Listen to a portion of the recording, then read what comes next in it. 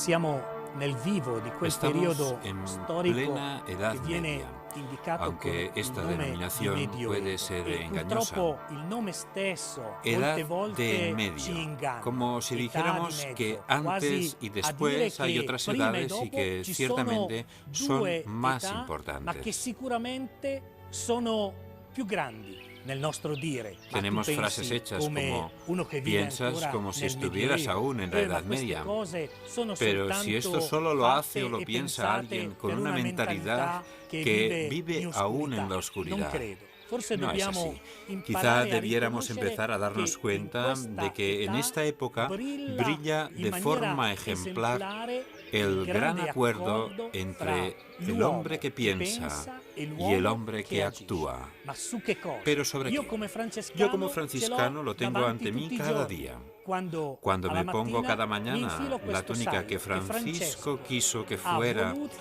de una forma determinada, forma de cruz.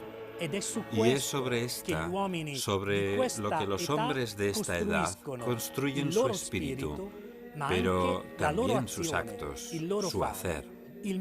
La Edad Media es ciertamente una época de grandes novedades intelectuales. Domingo y Francisco son los motores que ponen en marcha esta novedad también en el saber, porque en la Edad Media se abren las grandes universidades, desde Bolonia hasta París, pasando por Toledo. Universidades en las que se enseña y se estudia el pensamiento antiguo de filósofos como Platón y Aristóteles, o de personalidades como San Agustín. Pero también surge todo el nuevo pensamiento que crea y nos regala Santo Tomás. A la universidad medieval debemos el nacimiento de la escolástica, que profundiza en la relación entre el conocimiento científico y el conocimiento teológico o la revelación divina. Alberto Magno, San Buenaventura de Bagnoregio, Tomás de Aquino, son ejemplos de todo un ejército de frailes, sabios y pensadores que ponen en el centro al hombre, encontrar y comprender su relación con Dios. En esta dialéctica es donde reside la fuerza de la escolástica. Y en las universidades católicas medievales encontramos a estos grandes personajes que ya hemos citado, y que son capaces de entablar diálogo con la cultura árabe-islámica.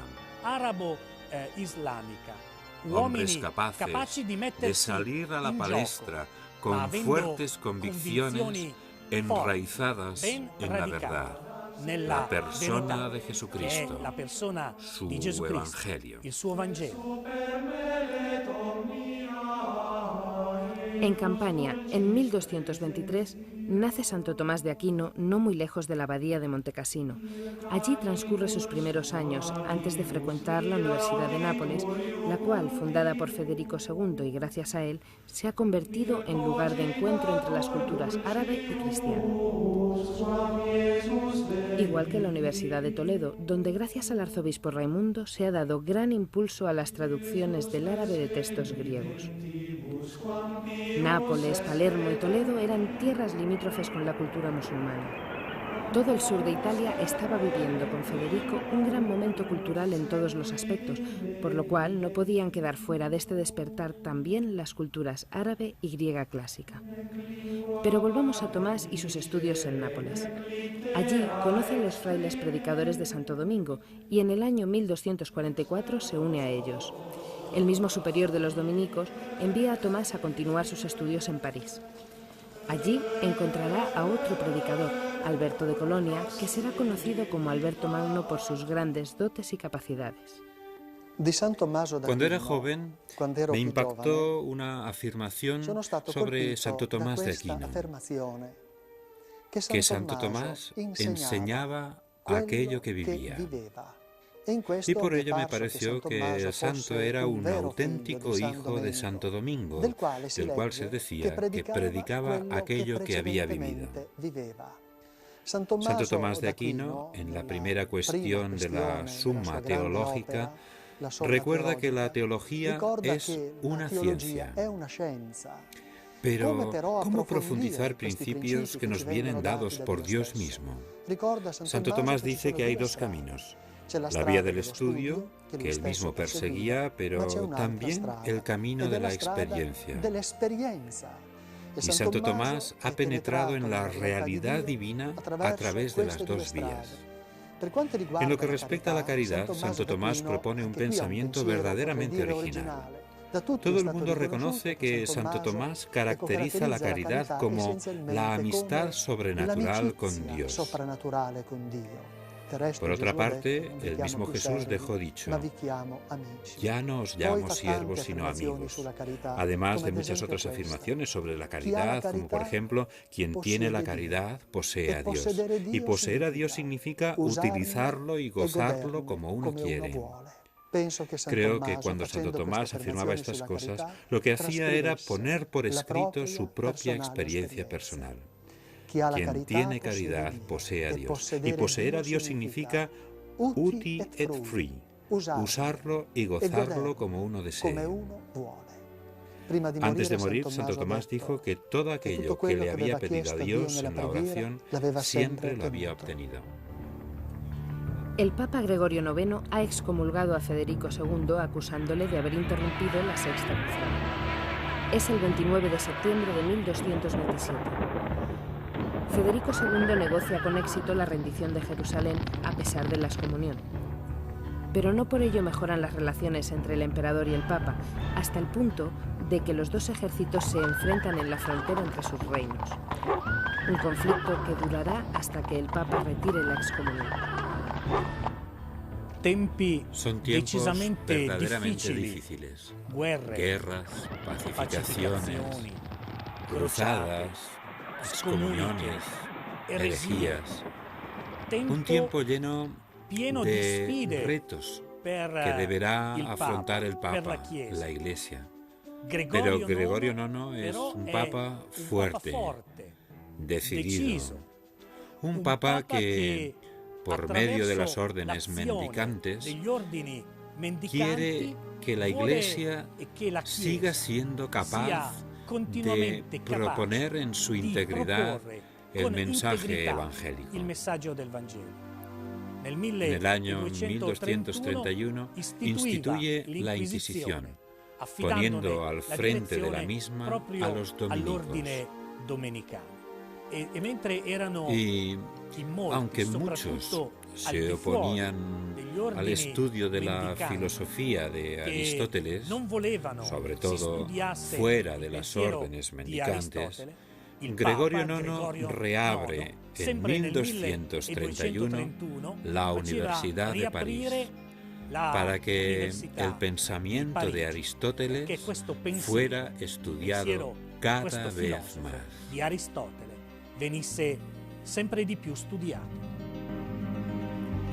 En este clima llega Santo Tomás a París, enviado por sus superiores para estudiar en su universidad y convertirse en profesor de ella. Más adelante enfermará en Italia y morirá en el año 1274 en la abadía cisterciense de Fossanova, entre Nápoles y Roma, donde se alojaba. Así pues, Tomás afirma que el principio de toda nuestra vida espiritual, el manantial que la nutre constantemente y la vivifica, es la apertura de nuestra mente a la realidad. Después de él, ha habido otros que dirán que el inicio de la vida espiritual es una duda. Otros negarán incluso que exista una realidad y afirmarán que solo hay interpretaciones subjetivas de la realidad. A primera vista pueden parecer cuestiones muy abstractas, pero os aseguro que no es así. Tocamos verdaderamente el meollo de la existencia humana. Pondré un ejemplo. Si tiene razón Tomás, entonces, ¿qué quiere decir educar a una persona? Quiere decir introducirla en la realidad. Pero si solo existen interpretaciones de la realidad y no la realidad, construcciones subjetivas de la persona, del hombre, ¿qué quiere decir educar a una persona? No se entiende el sentido que puede tener la educación y nos encontramos frente a algo que no dudo en llamar el derrumbe de la educación contemporánea. Por tanto, estos grandes maestros del pensamiento cristiano tienen algo importante que enseñarnos. Porque, no lo olvidemos, la historia de la Iglesia, la tradición de la Iglesia es una cosa viva. Y nosotros vivimos aún de estos hombres. Y vivimos todavía con la elección que hicieron Francisco y Domingo, del pensamiento de Tomás, Buenaventura y Alberto Magno. Nos nutrimos todavía de ellos, aunque no seamos conscientes. Somos como niños que se suben a los hombros de un gigante. Y sentado en los hombros del gigante, el niño ve más allá que el mismo gigante, porque está más arriba. Si bajara, aunque fuera solo un momento, no vería apenas nada, porque es pequeño. Así nosotros hoy, los fieles de la Iglesia Católica, estamos sentados en los hombros de estos gigantes y, en cierto modo, vemos más allá de lo que vieron ellos, porque la tradición de la Iglesia es el camino de la Iglesia hacia la plenitud de la verdad que Dios en Cristo nos ha revelado. Estamos ahora en Roma. El Papa Benedicto XVI, como es tradición, guía la procesión del Corpus Christi. El momento culminante es cuando todos se arrodillan ante la hostia consagrada. Jesús está presente entre nosotros. El Papa Benedicto XVI, siendo todavía cardenal, escribió y dijo que sin adoración no puede cambiar el mundo. Pensemos que Santo Tomás, en una homilía para el Corpus Christi, decía, parafraseando un párrafo del Deuteronomio: ¿quién es más afortunado que nosotros, pueblo de Dios, que tenemos a Dios tan cerca? Rechazar la adoración significaría no querer a Dios cerca, como escribió Ratzinger en un célebre libro que se titula precisamente El Dios cercano. Adorar a Dios. Hay un lugar especial en la historia de la Iglesia Católica, Orvieto. Allí, en la capilla decorada con frescos del dominico Beato Angelico, se conserva la reliquia del corporal, milagro de la hostia consagrada que empapa de sangre la tela del corporal. La historia de la Iglesia Católica se enriquece con este milagro para que el pueblo de Dios no se olvide de adorarlo y glorificarlo.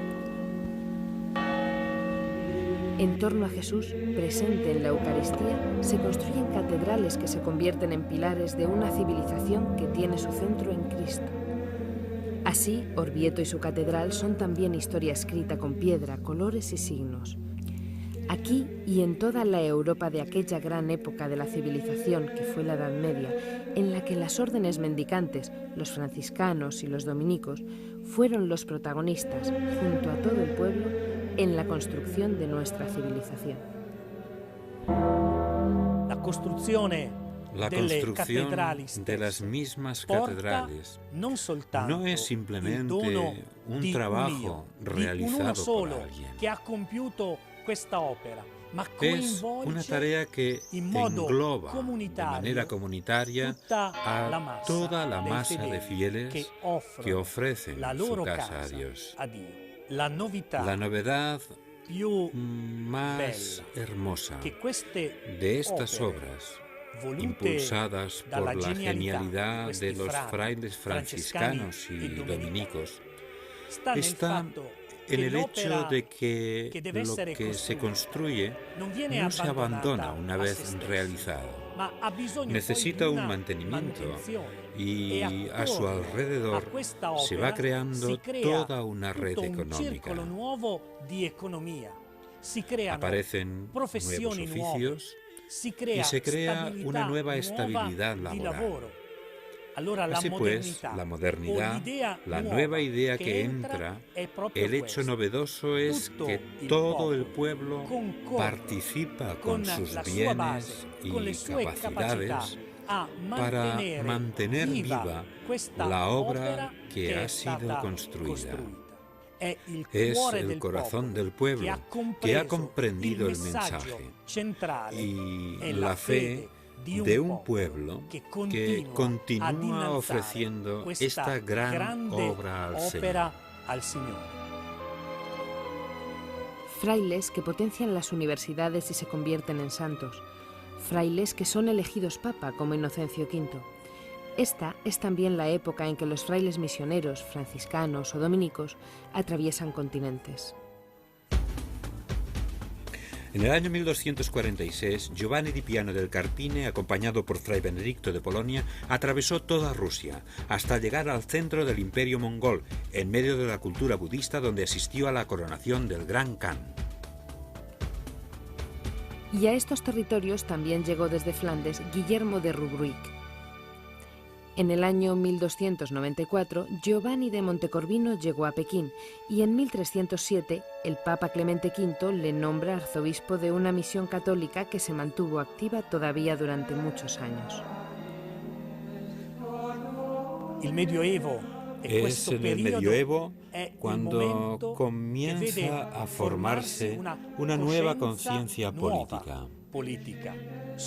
Ya no es el rey o el emperador, sino las ciudades compuestas por nobles y artesanos, por gente del pueblo, quienes construyen juntos su propio destino, quienes gestionan la economía, el poder político y social.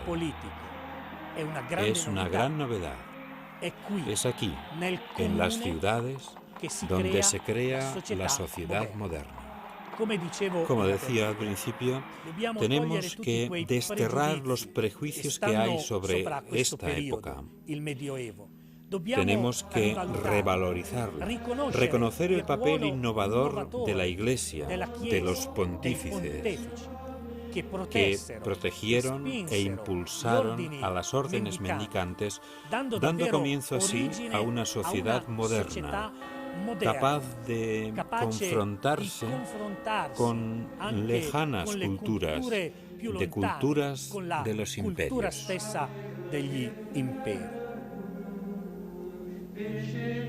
Enfrentarse a la cultura de los imperios significa, tanto ayer como hoy, acercarse a los más débiles y necesitados, a los enfermos. Y junto a las órdenes mendicantes, totalmente inmersas en una vida de caridad, nacen y se desarrollan durante todo el medioevo, hasta llegar a nuestros días toda una serie de organizaciones de asistencia concreta a los pobres, a los niños, a los ancianos y a los enfermos. Organizaciones tanto de religiosos como de laicos. Es en estos siglos cuando nacen las confraternidades, muchas de las cuales siguen activas en la actualidad. Hemos llegado al final de este capítulo de la historia de la Iglesia Católica. Hemos intentado narrar y transmitir cómo la Edad Media no es una época lejana que haya que olvidar, sino que es un periodo de la historia vivo, porque muchas de las instituciones que nacieron entonces siguen todavía vivas en la actualidad, transmitiendo aquel mensaje, el mensaje del Evangelio, llevando la caridad que es la de Cristo. Pero no podemos cerrar este capítulo sin citar al gran poeta de la Edad Media, Dante Alighieri, del cual dijo Pablo VI en 1966: Dante Alighieri es nuestro por un derecho especial. Nuestro, de la religión católica, porque todo en él exuda amor a Cristo. Nuestro, porque amó mucho a la Iglesia, de la que cantó sus glorias. Nuestro, porque reconoció y veneró al pontífice de Roma como el vicario de Cristo en la tierra. Oh inmensa luz que te alzas de conceptos mortales hasta mi mente, dame un poco de lo que contienes y haz de mis palabras tal arma que una brizna solo de tu gloria pueda dejar a las futuras gentes.